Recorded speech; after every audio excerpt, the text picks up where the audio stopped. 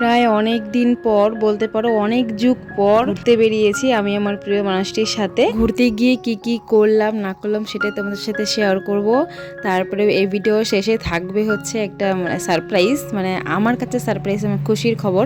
রাতের বেলা কে আসছে আমাদের বাড়িতে, তো সেটাই তোমাদেরকে বলবো এই ভিডিওতেই। আর তোমরা যারা এই লোকালের আছো তারা তো সবাই জানো যে আমাদের এই পাকুয়া এরিয়ার মধ্যে ঘোরার একটাই জায়গা, সেটা হলো বামনগোলা। তো সেই বামনগোলাতেই চলে এসেছি, এসে একটু এখানে দুজনে মিলে টাইম কাটাবো। প্রায় অনেক দিন যাবত দুজনে মিলে টাইম কাটানো হয় না, দুজনে একটু গল্প করা, আড্ডা দেওয়া হয় না, তো তার জন্য এখানে চলে এসেছি। আর আমাদের এখানে সেরকম ঘুরতে যাওয়ার জায়গাও নেই, ঘুরতে যাওয়ার জায়গা বলতে আমাদের এই বামনগোলাটাই আছে। তো এখানে চলে এসেছি, আর এখানকার পরিবেশটা এতটা সুন্দর লাগছে। দেখো এই বর্ষাকালের দিন দেখে আরো বেশি ভালো লাগছে, মানে চারিদিক সবুজ পরিবেশ, আর আকাশটা আজকে খুব পরিষ্কার ছিল। আজকে কি কি বাজে খাবার নিয়ে এসছে, কিন্তু চকলেটটা আমার ফেভারিট, চকলেটটা ভালো নিয়ে এসছে। আর এই কোল্ড ড্রিঙ্কস গুলো এত বাজে লাগে ফ্রিজে, লালটা হোক বা কালোটা, এত বাজে লাগে খেতে, মানে কেমন যেন মদ মদ টাইপের লাগে, আমার একদমই ভালো লাগে না। তো ওই দুটো নিয়ে এসেছিল, ওগুলো তো আমি খাইনি, তো তার জন্য আমি একটা আইসক্রিম নিয়েছিলাম।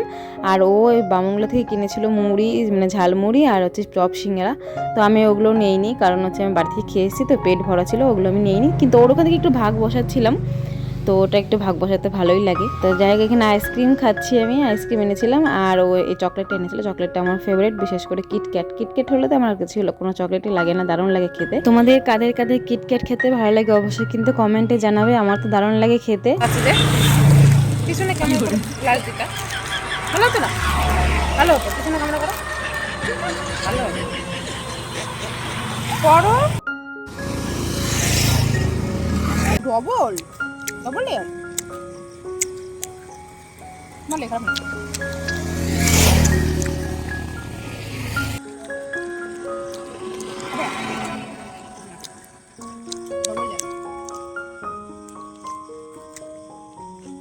আমার কাছে যে নর্মাল কিটক্যাটটা আছে ওইটাই বেশি ভালো লাগে, এই কিটক্যাটটা আমার কাছে বেশি ভালো লাগলো না, এটা নতুন খেলাম আমি, মোটামুটি লেগেছে আর কি, ডবল লেয়ারের ছিল। তো যাই হোক, তারপরে ওইখান থেকে পাকুয়া এসেছিলাম, পাকুয়া কিছু দরকার ছিল, তো একটা জুতোর দোকানে এসেছিলাম, জুতোর একটা খুব দরকার, ভালো ঘরে রাখার জন্য ভালো একটা জুতো, সামনে একটা অনুষ্ঠান আছে, তো তার জন্য নতুন একটা ভালো জুতোর দরকার, তো তার জন্য এসেছিলাম। জুতোগুলো মোটামুটি লাগলো আর কি, কিন্তু প্রাইসগুলো বেশি বলছিল, যেহেতু অনলাইনে নিয়ে নিয়ে অভ্যাস হয়ে গেছে, দোকানে কি আর পছন্দ হয়, মানে অনলাইনে এত সব ভ্যারাইটি থাকে, তার মধ্যে আবার কম দাম থাকে, তো ওর জন্য ভাবছি যে অনলাইন থেকে নেবো। কিন্তু এখন যেটা পরেছি এই জুতোটা খারাপ লাগেনি, মোটামুটি ভালোই লেগেছিলো, কিন্তু একটু উঁচু ছিল, আমি আবার উঁচু জুতো পরি না, আমি সবসময় ফ্ল্যাট জুতোগুলোই পরি, উঁচু জুতো পরতে পারি না। এখান থেকে আর নিলাম না, তারপরে এখান থেকে আরেকটা দোকানে গিয়েছিলাম, ওইখানেও মোটামুটি পছন্দ হয়েছিল, যেহেতু এখন বিয়ের কোনো সিজন না, পুজোরও সিজন না, তো তার জন্য অত ভালো কালেকশন ছিল না, আর যাই ছিল সব দাম বেশি বলছিল, ওই জন্য ওইখান থেকেও আর নিইনি। তারপর বাড়ি চলে এসেছি, আর এসেই রান্না বসিয়ে দিয়েছি, এখন বাজে প্রায় দেখো 9:45 ঘড়িতে। তো এখন রান্না বসিয়ে দিয়েছি, এখন রান্না করবো আলু বেগুন সিদ্ধ, আর পেঁয়াজ দিয়ে মসুরির ডাল আর পাঁপড় ভাজা। কারণটা হচ্ছে আমাদের বাড়ি কে আসছে যেন, মা আর ভাই। গিয়েছিল শুক্রবারে, আর পরের বুধবারই চলে এসছে, ডাক্তার দেখানো হয়ে গেছে, ঠাকুরের আশীর্বাদে সবকিছু ঠিক আছে, নর্মালি আছে, তো তার জন্য তাড়াতাড়ি করে চলে আসছে। আমি তো ভীষণ খুশি, এর আগের বার গিয়ে 1-1.5 মাস থাকতে হয়েছিল, তো এইবার ওরকম হলো না। এবার যাওয়ার আগে খুব ভয় লাগছিল যে ওরকম যদি হয় তাহলে আমার আবার 1-1.5 মাস থাকতে হবে একা একা, এবারটা ওরকম হয়নি, এবার ভীষণ খুশিতে তাড়াতাড়ি করে চলে আসছে মা।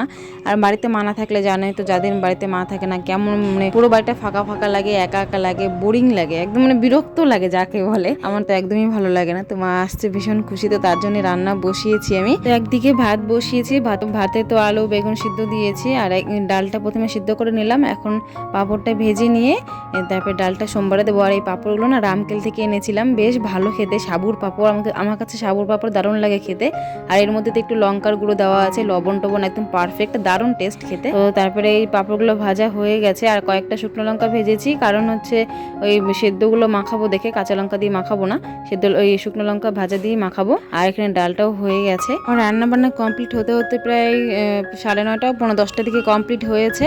আর তার একটু পরেই মা চলে এসেছিলো 10টার সময়, মানে গরম গরমই খেতে পেরেছে। দেখো মা চলে এসছে, আর কিন্তু ভীষণ খুশি, মাকে দেখে অনেকদিন পরে দেখলাম, যেহেতু তাড়াহুড়ো করে এসছে, তো তার জন্য এসি ট্রেন পাইনি, গরমের মধ্যে কষ্ট করে আসতে হয়েছে, কি করা যাবে। তো তার জন্য ভাই দেখো পুরো গেঞ্জি টেঞ্জি খুলে এসছে।